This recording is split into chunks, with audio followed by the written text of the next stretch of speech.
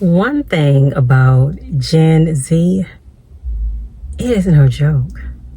Gen Z is steady revealing themselves more and more. I guess if people would just, these other generations just taking a look and understanding and listening, not counting them out. Because, enough of us already got Gen Z as family, whether we have them as our own children, whether, as grandchildren, niece, nephew. What I have observed, when it's not working, when Gen Z goes in on the job and it's not working, meaning they're already having signs, telltale signs of the writing on the wall. They already know that they've been thrown against the wall as spaghetti, trying to see who's going to stick and fall in line with this matrix, with the job addict system on how it has already predestined for you and your current generation. Now you would hear like, oh, well, that person looked at me funny, or that person wasn't acting right, or that person didn't want to help me, or it's just too much confusion going on the job. It's too much bickering going on the job. Oh, they don't want to pay me enough. I just didn't like it, so I left. You left? Yeah, I left. And now what? I'm going to enjoy my life. I'm not going to be sitting up here being moved about when they're telling me when I first started, when vacation time starts. Woo, vacation time. Can't wait for it. And then on top of that, what I was noticing, an interesting trend was not only was they getting the job, but once they got the job, next thing I know, they on vacation somewhere. It's like, okay, you didn't apply for the job, and I don't work with you for a week, and now you gone. Well, they already had the vacation planned out because they didn't come with the mind frame of, I'm going to work myself off till I can't work myself anymore. While somebody like me and from the generation I'm from, it's like, oh no, that trip going to have to be canceled. I don't care if I already done put the money down on it. I need this job. Oh, well, this person wants to sit up and act funny about their seat because this has been their seat for some years because I sat in it, and want to tell me, oh, you can't sit there. Okay, that wasn't enough to make me leave. I still stayed, and the culture was still jacked up. I even went so far as to see somebody put some itching powder in somebody's chair. Some people still staying. Then you got like managers on these jobs wilding out to the point where what they used to care about, what they used to have a say about, what their input was of value. Now it's like they done ran off to the back of the church. See, my mom always told me, look, when people start moving back to the back of the church, back, next thing you know, they out the door. Well, you know what? The manager was pretty good, but next thing I knew, she was out the door. It was so many lying, cutthroat people. Now, I'm not saying just because you go from one job, but it's like, okay, if those signs was already shown in the beginning, because not every job is just like, okay, I need to cut that off. That 9 to 5 ain't for me. But if these signs are shown already in the beginning of your work life, when you're trying to establish yourself, get a foundation for work-life balance, and you saw this already happening, like in your late teens, 20s, 30s. Nah, people trying to stay, work to their 40s, graduate on into their 50s, and then it's like, oh, it's done hit me, an epitome moment that I done had. I done worked all this time just to be undervalued, underappreciated, when I probably could have worked elsewhere and made some decent money. I know the one job that I was last talking about, and how, man, these people was really trying to swallow me up and defeat my spirit. Like I said, I got fired because I didn't fit in with the clique and what they thought was harmonious in their minds. If a person ain't moving fast enough, if they're not having an understanding quick enough within a month time, oh, they're ready to let go of you. They want to laugh behind your back. They think it's just the best day.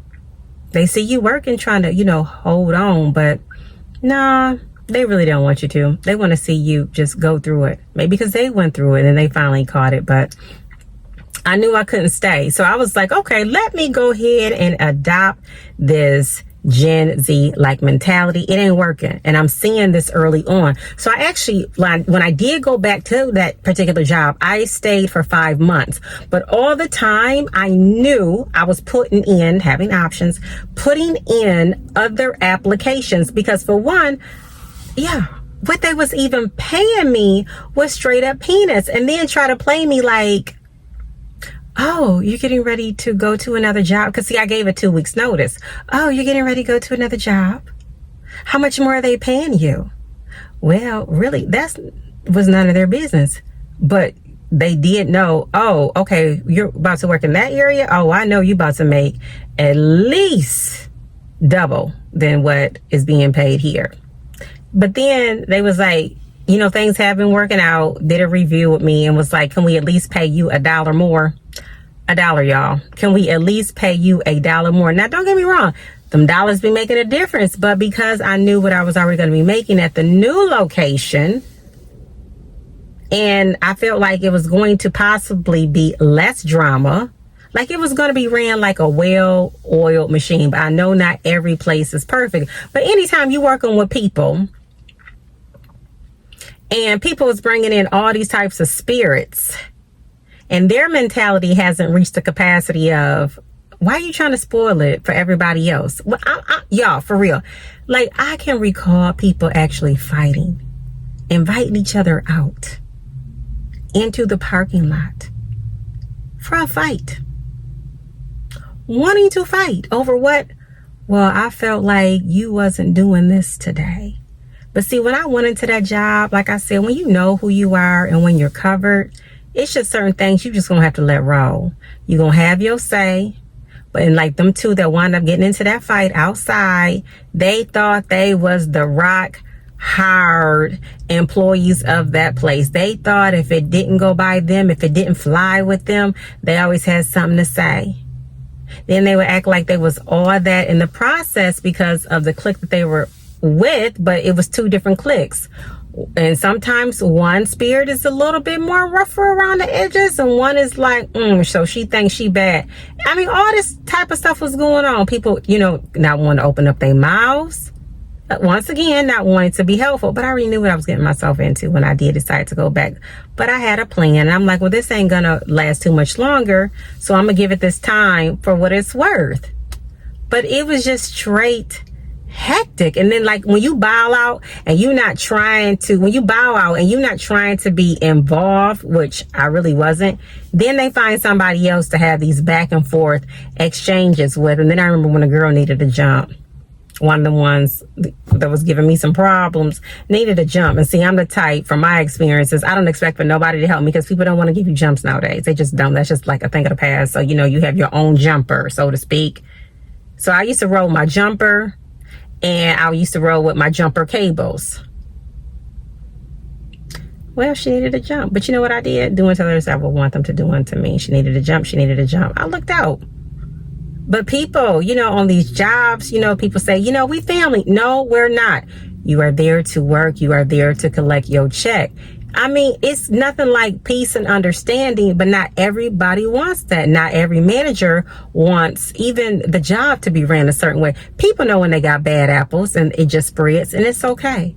But see, Gen Z is not having it. They're saying they're going to enjoy their lives. They're not going to sit up here and work till they can't work no more. If it ain't right, they leaving off that job. If it ain't right, they're finding something else to do to be fulfilled by. I don't think it's anything wrong with it because it's a whole nother generation. Now, I'm not saying they got everything figured out. I'm not saying me, myself, and I, the generation I'm from or you're from, that you have everything figured out. Because one thing I do know with this life journey, we still need each other's life experiences that we can maybe grow from, learn from, elevate from, esteem from. No, from twists and turns, no, we don't have it all figured out. But I do feel like in life, there are choices to be made. And sometimes we can make it for the betterment of our lives. Sometimes the wrong choices are made. But if it is a mistake, wrong choice that is made, long as we still have breath, we can still have an opportunity to clean it up. Not every job is for you. Not every job is for you to be feeling defeated, used, tired, can't think, can't concentrate, going home to home life, can't function, don't feel like cooking. You know, kids asking you, well, what's wrong with you? You trying to explain that. They don't understand. Your husband, your boyfriend, your other half, they looking like, well, what happened today? But then you, with that mindset of, well, I was taught just to stay on my job. Don't let nobody, take my food away from me. But what about when your capacity can only take so much? What about when God is speaking to you and telling you, okay, it's time, but what are your options to explore? It's time. Are you in the midst of just not being able to function anymore? It's time. Can you lean on me? It's time. Do you trust the process? It can happen. It can happen one way or the other. But don't forget about the options that you have. Don't forget about who you was before you even signed on the dotted line to become a part of that organization, that company. Don't forget, and stay true to yourself.